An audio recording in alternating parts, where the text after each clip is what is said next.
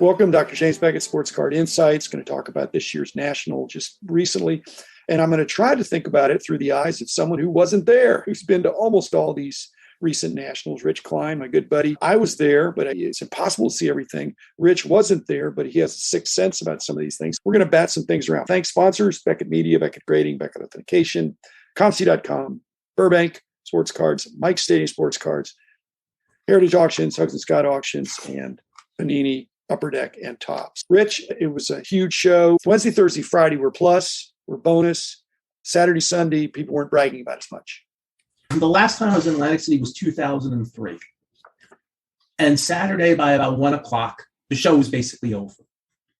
And that's because it's near the beach. And on Saturdays, trying to get to the beach in New Jersey, good luck, you're going to need it. Wednesday, Thursday, Friday are not days where people go to the beach. Plus, I know from the things we see at the Dallas Card Show, we see the same general principle. The Dallas Card Show, Thursdays, a lot of times, unless there's some really funky thing going on, Thursday is very strong. Friday is a good, solid day, depending on other factors like school or work or things like that. Saturday can be massive, but then Sunday, everybody's ready to go home again.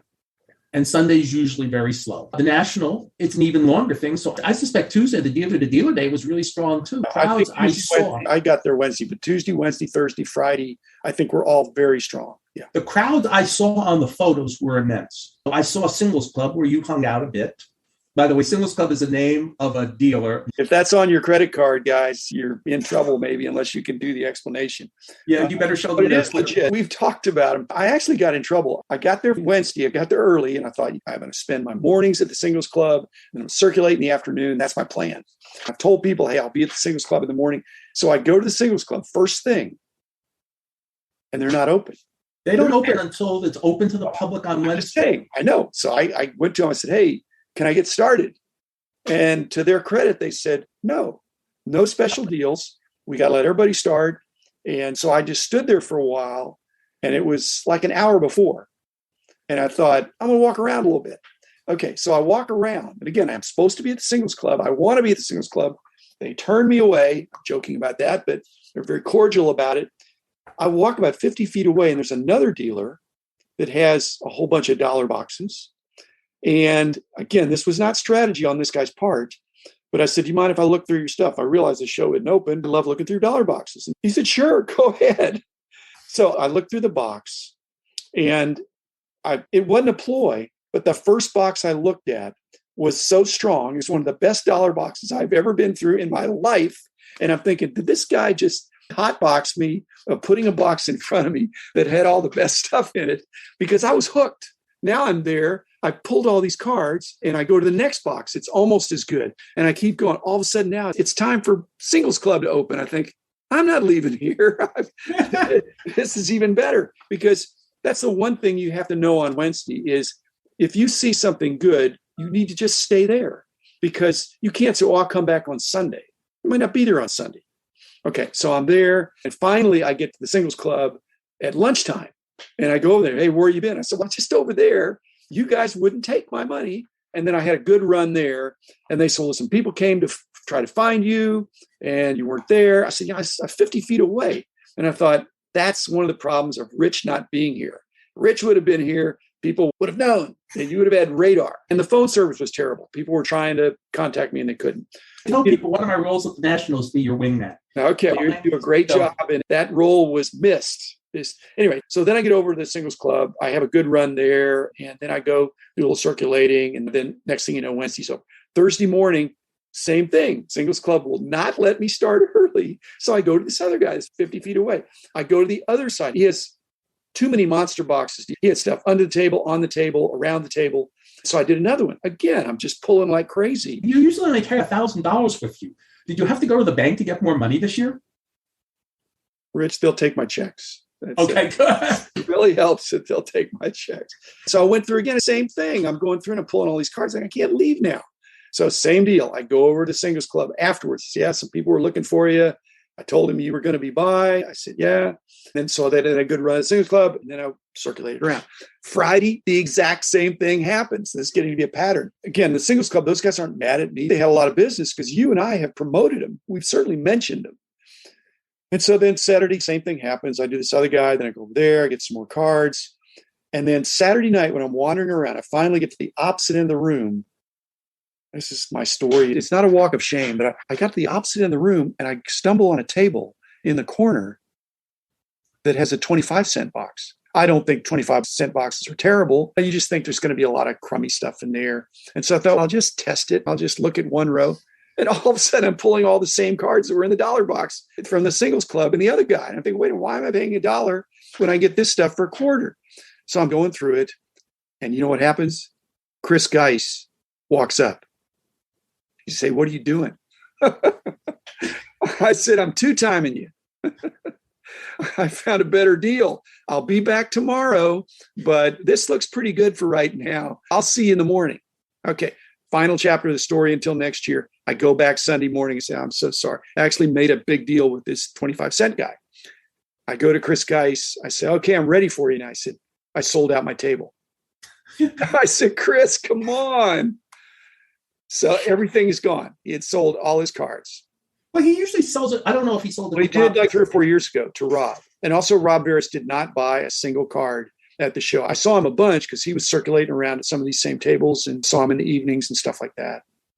I always stress, depending on the item, especially if it's like a white whale item that you see at a reasonable price at a national, if you see it and the price is good and you've been looking for a while, that's not when you pull let me look around and I'll be back. Exactly.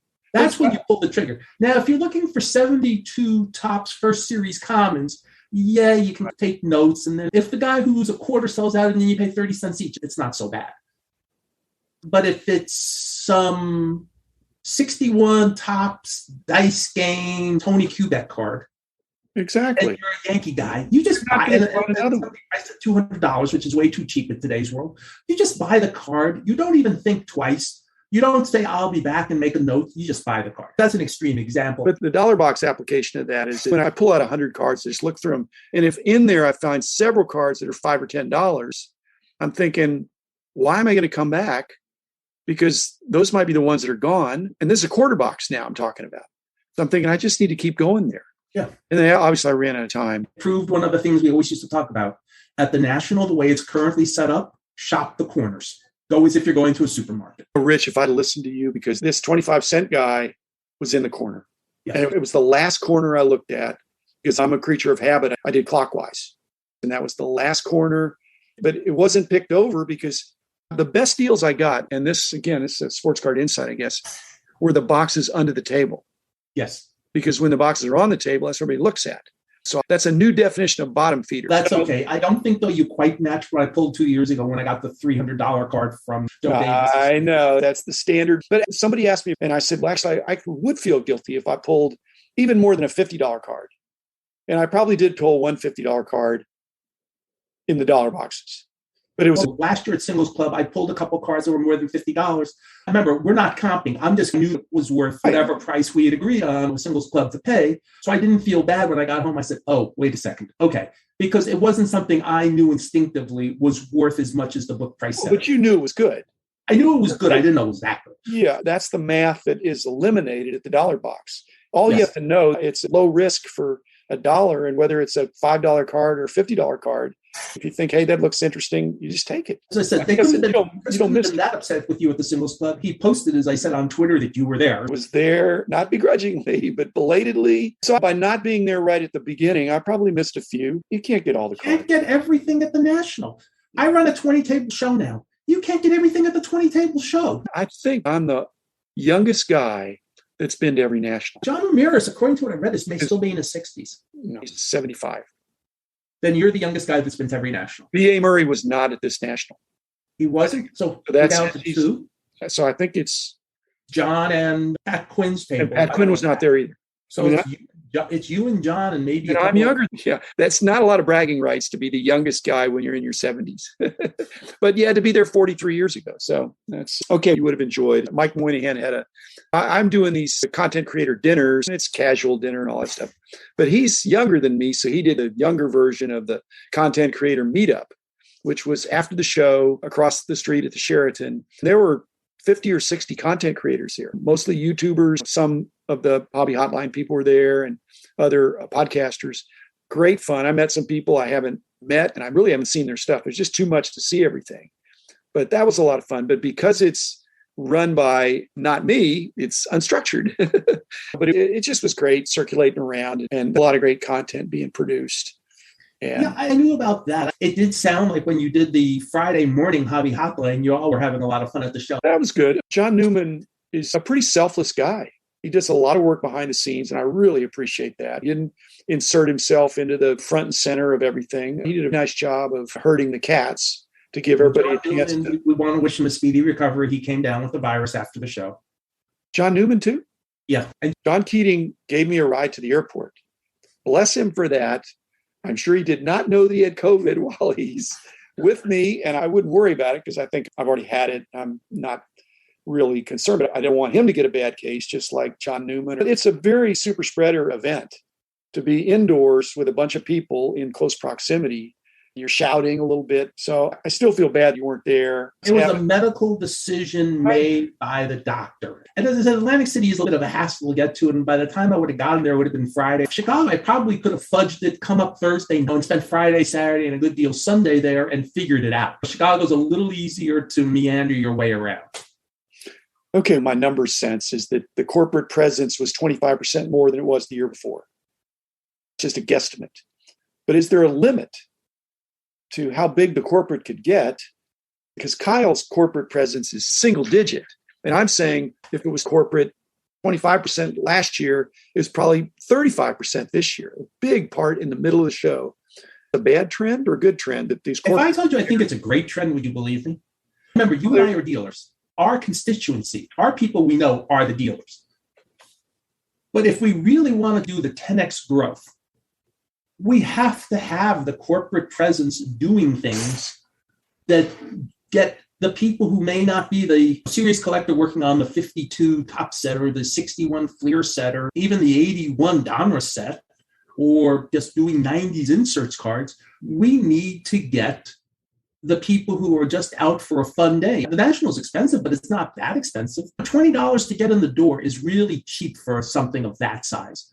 So you want to give people who may not be super serious about the hobby something of extra value for showing up.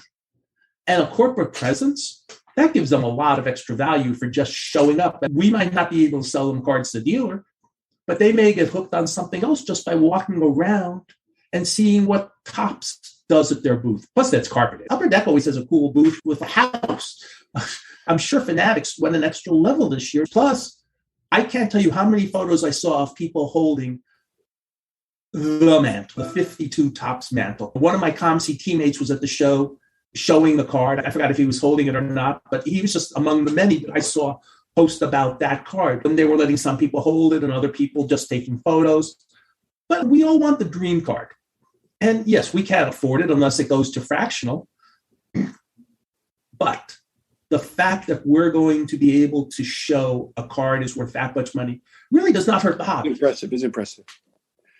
Two really impressive booths. Heritage, always impressive. They kicked it up another notch. They're bringing Joe Orlando to Heritage. He's going to be on their team. A very impressive hire. Lastly, my hat's off to PSA. They had huge lines, had the whole front wall of the show with lines the whole time. I think Beckett grading did fine, did great, but PSA's really in another level. They're bigger than all the other graders put together. As a Beckett supporter and founder, it's a target to work toward. Because one of the things PSA has done, Nat Turner, not everything's been perfect. And I thought a couple of the things when he first took over the company were a mistake.